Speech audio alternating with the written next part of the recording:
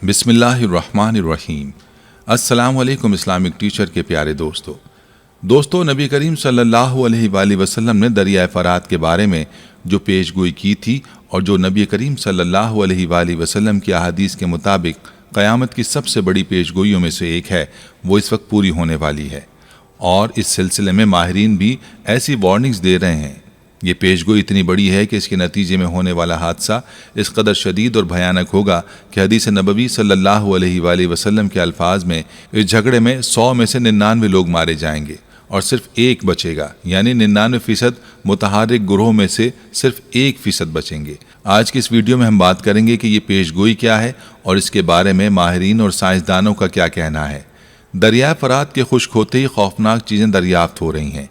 दरिया की गहराई से दरियाफ्त होने वाली गारों से आने वाली भयानक आवाज़ें किसकी हैं?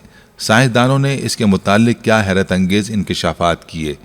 इस सब के साथ साथ आपको दरिया फ़रात की मज़ीद अहमियत और तारीख़ भी बताएंगे, जिससे आप अंदाज़ा लगा सकते हैं कि किस तरह दुनिया इस आखिरी जंग की तरफ बढ़ती चली जा रही है, जिसका तज़किरा हदीस मुबारका में भी मौजूद है।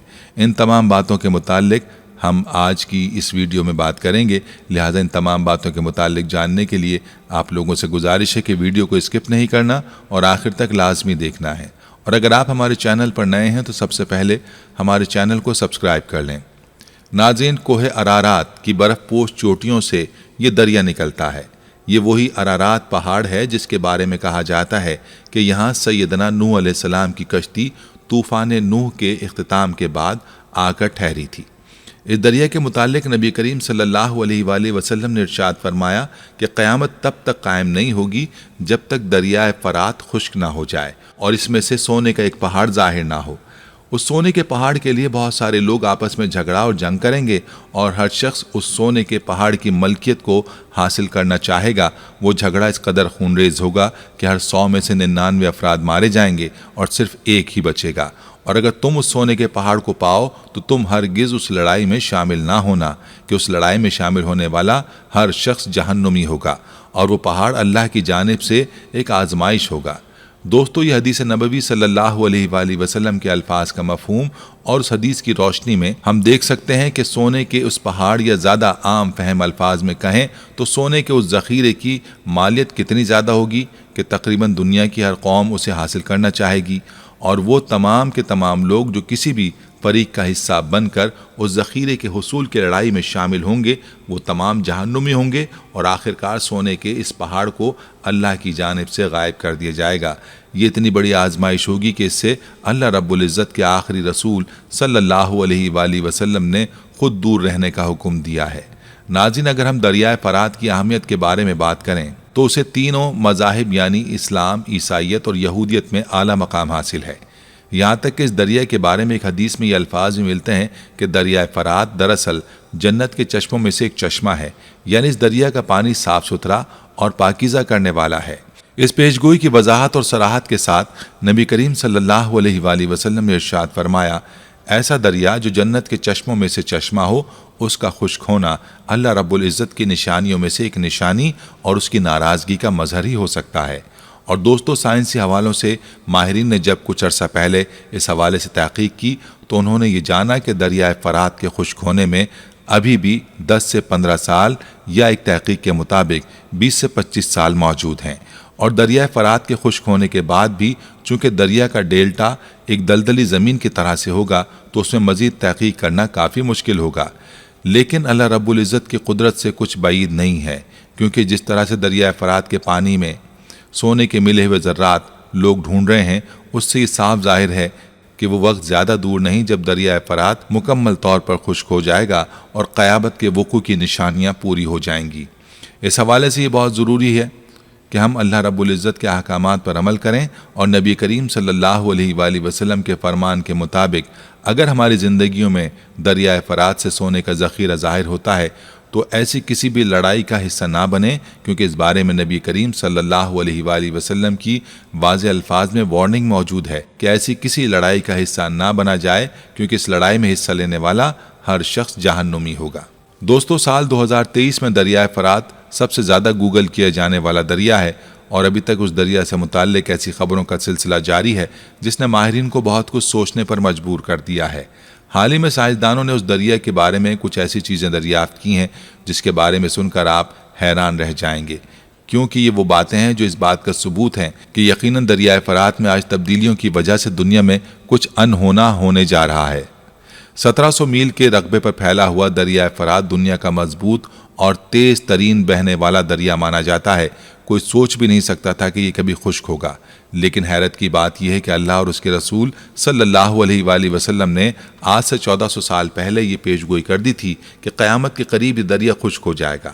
آج ہم دیکھتے ہیں کہ ہو بہو ویسا ہی ہو رہا ہے جیسا احادیث میں بیان ہوا ہے۔ پچھلے 3 سے 4 سالوں میں دریائے فرات غیر یقینی حد تک تیزی سے خشک ہو رہا ہے، جس نے سائنسدانوں کو حیران کر کے رکھ دیا ہے، کیونکہ مسئلہ صرف اس عظیم دریا کے خشک ہونے تک محدود نہیں۔ اصل مسئلہ اس وقت سامنے آتا ہے جب اس دریا کی خشکی سے جڑے ہوئے دوسرے واقعات کے بارے میں تفصیلات سامنے آ گئیں۔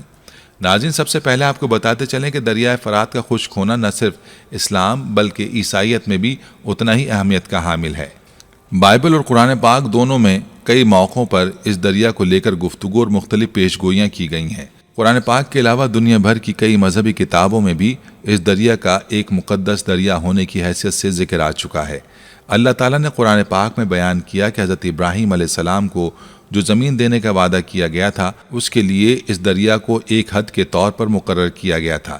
ان ساری معلومات کا بنیادی مقصد آپ کو یہ بتانا تھا کہ دریائے فرات جغرافیائی اور سائنسی اعتبار سے تو اہم ہے ہی، لیکن اس کے ساتھ ساتھ اس کی مذہبی اہمیت سے بھی انکار نہیں کیا جا سکتا۔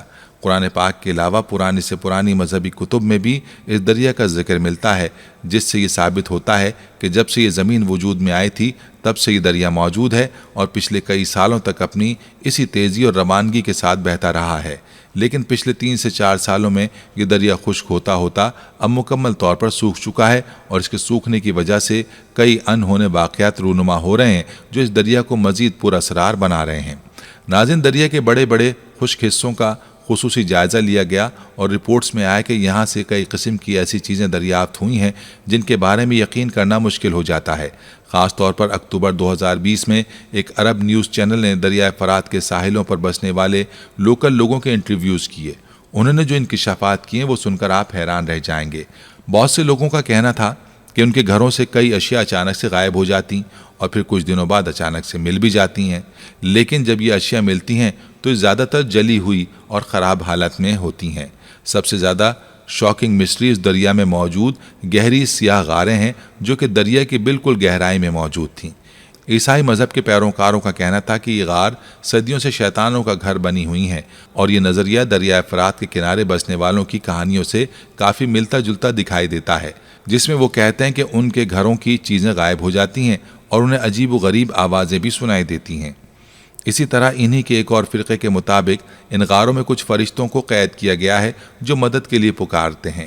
ناظرین، فرشتوں کے وجود پر ایمان لانا ہمارے دین کا حصہ ہے، لیکن بحیثیت مسلمان ہمارے اس نظریے کو لے کر کوئی عقیدہ یا یقین نہیں ہے کہ ان غاروں میں شیطان بستے ہیں یا فرشتوں کو قید کیا گیا ہے، کیونکہ ایسی کوئی بات قرآن و حدیث سے ثابت نہیں ہے۔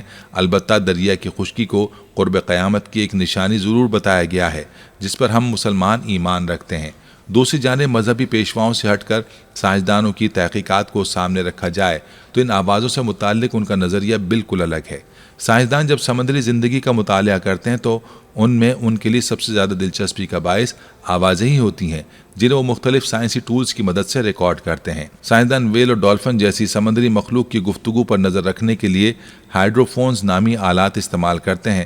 ہائیڈروفون کی مدد سے جانوروں کی زندگی اور ان کے ماحول کو سمجھا جاتا ہے۔ زمین کی حرکت کی آواز سننے کے لیے ایک اور ٹول جیو فون استعمال کیا جاتا ہے۔ یہ آلات ناقابل یقین حد تک حساس ہیں اور زمین کے نیچے کی ہلکی سی حرکت کی آواز بھی ریکارڈ کر سکتے ہیں۔ ہائیڈروفونز، جیو فونز اور جی پی آر کا استعمال کرتے ہوئے سائنسدان بہت حد تک یہ پتہ لگا لیتے ہیں کہ سمندر کی گہرائی یا زمین کے نیچے کیا ہو رہا ہے۔ سمندر کے اندر استعمال ہونے والا ہر سائنسی آلہ ایک مختلف قسم کا ڈیٹا ریکارڈ کرتا ہے، اور ایک ساتھ مل کر سارے ٹولز سمندری دنیا کا مکمل میکانزم سمجھانے میں مدد دیتے ہیں۔ یہ اور بات ہے کہ ان آلات سے حاصل ہونے والا ڈیٹا کی تشریح کرنا ہمیشہ اتنا سیدھا نہیں ہوتا۔ جو ساری معلومات اکٹھی ہوتی ہیں انہیں سمجھنے کے لیے بھی سائنسدانوں کے علاوہ مختلف شعبوں جیسے کہ ارضیات آثار قدیمہ اور یہاں تک کہ ثقافتی علوم کے ماہرین کی بھی ضرورت ہوتی ہے، تاکہ وہ اس مخصوص جگہ کی ساری ہسٹری کو سامنے رکھتے ہوئے کسی نتیجے پر پہنچ سکیں۔ اور ناظرین یہی وجہ ہے کہ دریائے فرات سے ریکارڈ کی جانے والی آوازوں کے متعلق فی الحال یقین سے کچھ بھی نہیں کہا جا سکتا۔ سائنسدانوں کا کہنا ہے کہ یہ آوازیں بہت مختلف نوعیت کی ہیں۔ جو آلات ان آوازوں کو ریکارڈ کرنے کے لیے استعمال کیے گئے کہ سمندر کی گہرائی میں ہونے والی مسلسل تبدیلیوں کو بھی نوٹ کر سکیں۔ اور دریائے فرات ایسا دریا ہے جس میں مسلسل تبدیلیاں ہو رہی ہیں۔ کچھ آوازوں کی فریکوینسی ایسی ہوتی ہے جنہیں سائنسدان سن نہیں سکتے یا ان کے آلات درست طریقے سے ریکارڈ نہیں کر سکتے، اس لیے بعض اوقات آواز ریکارڈ بھی ہو جائے پھر بھی اسے سمجھنا مشکل ہو جاتا ہے کہ یہ کس چیز کی آواز ہے، یہ کیا ظاہر کر رہی ہے۔